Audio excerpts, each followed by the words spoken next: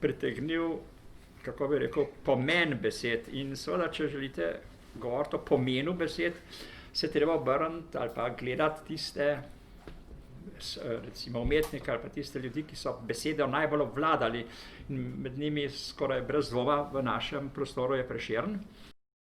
Ko sem Prešerna prebiral, me je, poleg tega, da me je to v gimnaziji vedno motilo, določene reči nisem razumel besed oziroma besednih zvez oziroma zakaj Prešern nekaj uporabi.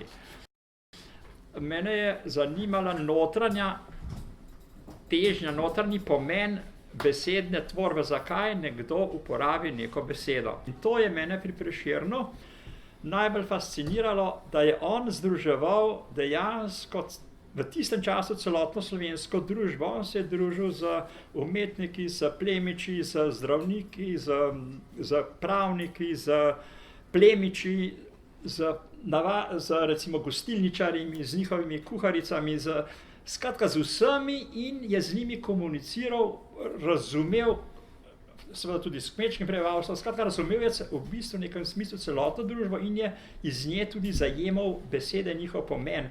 In to se mi zdi, da je znal vtisniti v to poezijo, iz katere izhaja. In to je bilo tisto, kar me je zanimalo, ker nisem razumel, veliko besed nisem razumel ali pa nisem razumel razloga, zakaj je kaj uporabil. Sem skušal to v teh opombah napisati. Praktično danes izrazov, ki jih Prešern navaja, ki so bili v tistem času popolnoma jasni.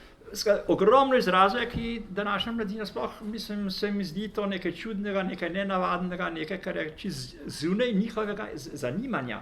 Tu imamo pa ob pesmi opombo in je spodaj že napisano, ni treba brskati, ni treba iskati nove reference. Skratka, imate informacijo takoj ob roki. In to se mi zdi za današnjo mladino precejšnjo, recimo, olajšanje. Župančič je napisal esej Ritem in metrum, v katerem razpravlja, da je metrum kakor suha veja, ritem pa živo drevo. In to je bistveno za pravilno recitacijo Prešerna, da ga ne lajnamo, ker prihaja pri tem do napačnega razumevanja samih besed. Moramo vedeti, da v času Prešerna seveda fonetika še ni bila zelo razvita, uporabljali so se različni zapisi. Zanimivo je, da na slavistiki nikoli nismo slišali, da se je takrat velika začetnica uporabljala za vsak vers, ne samo po piki. To se pravi, velika začetnica je prilagojena pravopisu, vejice so prilagojene tudi pravopisu, naglasna znamenja, z njimi je pa Prešern pogosto označil mesto naglasa, ne pa kakovost vokala.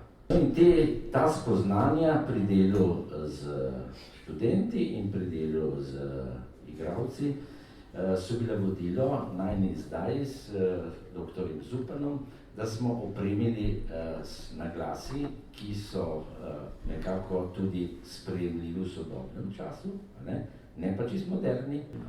Druga stvar, ki smo pa zdaj tudi naredili, smo označili, koliko vokalne redukcije smo označili z apostrofi povsod mesta, kjer manjka samoglasnik. In tega je bilo nenavadno.